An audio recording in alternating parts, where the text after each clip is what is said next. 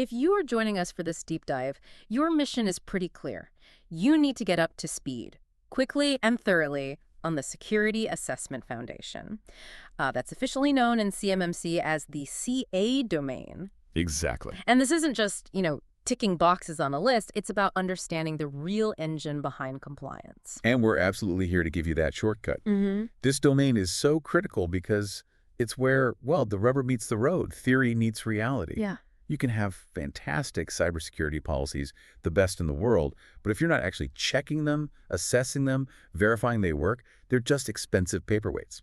I like that, expensive paperweights. So we can think of this CA domain as the organization's official required digital lock check. You don't just assume your fancy security system is working. You regularly try the locks, you test the alarms. Except here we're talking about digital information, your FCI or your CUI, making sure it's really protected. Precisely. It goes way beyond just saying you have controls. It's about defining them, reviewing them, and actually verifying their effectiveness. Are they working? Are they working? Yeah. Are the system boundaries clear and holding up?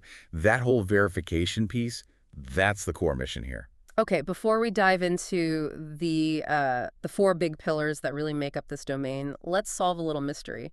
It trips everyone up when they're studying CMMC. I think I know where you're going. Security Assessment Domain. Oh. Why is the abbreviation CA and not SA? It feels like a compliance curveball, right? It really does. And it's a perfect example of how history kind of leaves its fingerprints on modern rules. Okay. So the CA is basically a relic. It comes all the way back from the original NIST Special Publication 837, way back in 2004. Oh, okay. And that publication was all about security certification and accreditation of federal systems. Certification and accreditation, CA. Yeah, got it. Bingo. So even though things change, processes evolved, we moved into the risk management framework, RMF, and then tailored it for contractors with CMMC. Those 2 letters, CA, they just stuck. It's just this historical nugget. People usually chuckle when they find out it's purely legacy. That actually makes sense now.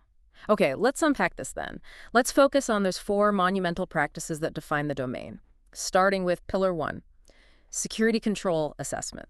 The periodic checkup. Right. The security control assessment, this is where organizations really roll up their sleeves and systematically test their safeguards. So actually testing them. Yes. And not just the techie stuff like encryption. It covers physical security, how you screen personnel, your log settings, access control policies, everything. You're testing to prove they work exactly like you said they would in your policies. And that word periodic, the feds set a baseline, don't they? What does CMMC actually require for how often you do this checkup? CMMC sets the floor at least annual assessments. That's the absolute minimum you have to clear. Really? But honestly, if you're handling really sensitive CUI or your systems change a lot, best practice definitely says assess more often. Quarterly, maybe every 6 months. Right. But the key thing is, whatever schedule you pick, it must be written down, formalized in a policy. Right. And you have to keep the proof, the detailed reports, the findings. Those are your artifacts. That annual minimum, though. Yeah. It makes you wonder. Security changes constantly, right? So why not just require continuous monitoring for everything? Why have this separate periodic assessment practice? That's a really key distinction. It comes down to resources and depth. Continuous monitoring, which we'll get to, is often automated. It's wide, but maybe a bit shallow. Okay. The periodic assessment, though, that's usually done by a dedicated team, internal or maybe external experts. It's a scheduled deep dive. It might involve things like manual penetration testing, maybe reviewing background check processes, detailed policy audits, stuff automated tools just can't do. Ah, I see. So you really need both. The quick automated checks and the structured professional deep dive. They complement each other. Okay, so to make this practical, if I'm leading one of these assessments, what are the foundational documents I need? What's that, federal backbone stack? Right, the non-negotiable stack. Yeah. It's all NIST special publications. You start with NIST SP 800 TAFTI 3. That lists the controls themselves, the what. The what? Okay. Then right away you need NIST SP 800 PAFTI 3A. That's your guide to assessing those controls, the how. It gives you methods, objectives. So crucial how, God. And finally, NIST 800 171. That lays out the specific requirements for non-federal works, like defense contractors, what you actually must meet. You really can't do a compliant assessment without referencing all 3 of those. Okay, understanding the assessment, how you test things. That leads us straight into Pillar 2. What happens when you find problems? the inevitable failures. Yep, right. When those security gaps pop up, they become the focus of the plan of action and milestones, the famous POAM. The POAM. This is where you get structured about fixing things. If your assessment finds a weakness, let's say no multi-factor authentication on a critical system, the POAM is how you tackle it. It's not just saying, oops, we have a problem. It's a detailed, accountable plan. Right. It lists the vulnerability, who's assigned to fix it, the resources needed, a deadline, the milestone, and how you'll verify it's actually fixed. I hear people call the POAM just a cybersecurity to-do list. Yep. It sounds simple, but what if an organization already has a really good IT ticketing system? Jira, ServiceNow, something like that. Why do they need this separate, specific POAM document for compliance? That's a great question. It gets right to the difference between operational workflow and compliance documentation. Okay. Your ticketing system. That tracks the day-to-day work, the actual fix. But the PAM serves a specific compliant purpose. It's the formal, auditable record the DoD requires. Ah, auditable. Exactly. It connects that specific weakness back to a specific CMMC control. It tracks the fix against a required timeline. And really importantly, it gives senior management visibility into how the organization is handling risk remediation. It has to be kept updated as its own living document for compliance, even if the work itself is tracked in Jira. Okay, that makes the distinction clear.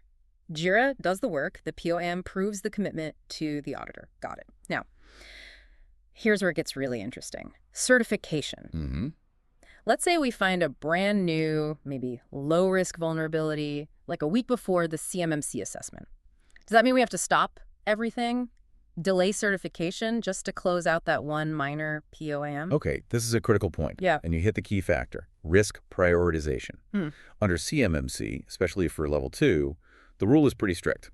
All POAMs for priority practices must be closed before you can get formally certified. Priority practices. Low-risk stuff, non-priority items, maybe they can be carried forward in very specific, limited cases.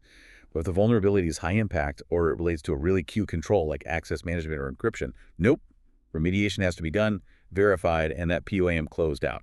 Assessors want to see you actively fixing things, not just kicking the can down the road. So building that POAM, you absolutely have to prioritize based on risk. Tackle the big fish first. Absolutely. And you don't have to reinvent the wheel here. NIST SP 800-171A actually includes templates and examples for building a compliant POAM. It helps make sure you cover all the required fields the assessor will look for. Good tip. Okay, transitioning smoothly. Pillar 3, ongoing monitoring. We just talked about the periodic, scheduled deep dive assessment. What's the real difference between that annual checkup and this ongoing monitoring? How do they play together? Okay, think about it like this. Inspecting a bridge. The big, scheduled, high-stakes structural inspection once a year. That's your periodic assessment. Right. The constant stream of data you get from sensors on the bridge, tracking vibration stress, traffic load in real time. That's ongoing monitoring. Ah, okay. Snapshot versus the movie. Exactly. Assessment is a point-in-time snapshot. Monitoring is the continuous movie. So ongoing monitoring is driven by automation then. We're talking tools here. Absolutely. Talking automation. We're talking logs, alerts, SIEM tools, security information, and event management. The main goal is simple. You need to show continuous proof that your security controls are staying effective over time. Okay. So, for example, if your policy says only admins get into server X, continuous monitoring is what checks that rule minute by minute. And it should trigger an alert if someone unauthorized even tries. That sounds like it could create a huge challenge, though. Data overload, alert fatigue. How does an organization manage a system that's potentially screaming alerts all the time? That is the number one challenge, you're right. Good continuous monitoring isn't just about collecting data, it's about correlating it, filtering it intelligently. Smart filtering. Yeah. You have to tune your SIEM, tune your tools, so they generate high-fidelity alerts based on actual risk, not just noise. Right. You want your security team chasing real threats to CUI, not, drowning in low-priority static. And for anyone wanting the deep dive on setting this up, NIST 800-1387 is the go-to guide. It's entirely dedicated to continuous monitoring. I see the cycle now. If that ongoing monitoring catches something, a failure, Yep. that finding immediately feeds right back into Pillar 2, the POAM process. It gets documented, tracked, fixed. Exactly. It becomes self-correcting compliance. The systems are designed to feed each other. It creates this dynamic, continuous improvement loop. Okay, that makes perfect sense. Which brings us neatly to the final massive practice. Pillar 4, the SSP. The System Security Plan. Now, if this whole domain is about making sure things work, why is the SSP, which feels like just documentation, why is it so critical that it gets its own foundational pillar? Because the SSP isn't just documentation. It is the single most important foundational document for your entire CMMC assessment, period. Foundational, why? Because it's the essential blueprint. It defines the scope of literally everything else. Yeah. If you haven't clearly defined the system you're trying to protect, how can you possibly assess its controls effectively? You can't. Okay, lay it out for us. What absolutely must be in that blueprint to be compliant? It has to comprehensively describe the system boundaries, what's in scope, what's out, very clearly. It details the operational environment, lists every single security requirement the organization says it implements, and spells out all the connections to other systems, like external ones. And crucially, Crucially, it describes how each CMMC control is actually met by that system. It needs sign-off from senior leadership. And it must be reviewed and updated at least annually or, anytime there's a major change to the system. and I seem to recall there's a pretty hardcore mandate under DFARS, like a real showstopper related to the SSP for defense contractors. Oh, absolutely correct. And you cannot emphasize this enough. Under DFARS Clause 252.204701, it's crystal clear. If you do not have a system security plan, you cannot get certified. Full stop. You will not get a contract award. It's the price of entry. Okay, showstopper confirmed. Now, since this SSP defines the system, what about big companies? They might have multiple systems handling COI, maybe a cloud setup, an on-prem network. Do they need, like, 5 different massive SSPs? That sounds like a documentation nightmare. That's where you bring in some efficiency hacks. Specifically, this concept called control inheritance. Total inheritance, okay. Instead of writing out over and over again how controls provided by shared infrastructure work, think about maybe an already FedRAMP certified cloud service you're using. Right. You write one really solid document covering that shared service and its controls. Then, in the SSPs for your specific applications or systems that use that service, you simply reference and inherit those controls. So instead of me writing out how, say, AWS meets physical security requirements in every single SSP, Yeah. I write it thoroughly once for AWS, and then my other SSP is just point back to that master document. Precisely. Yeah. It's like building codes for a house, right?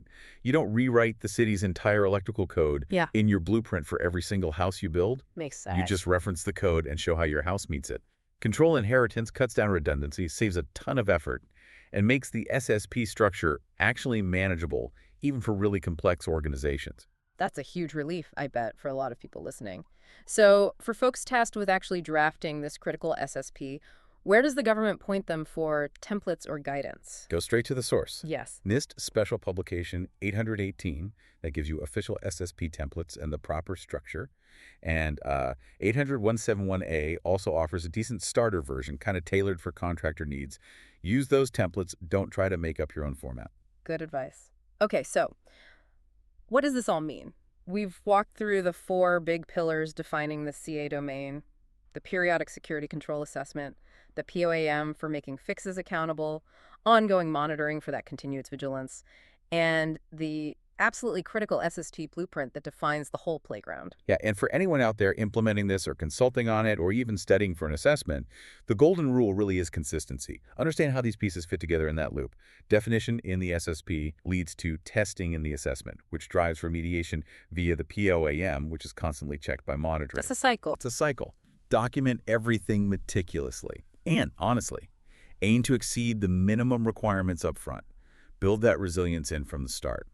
And remember, like you said, that documentation is your shield.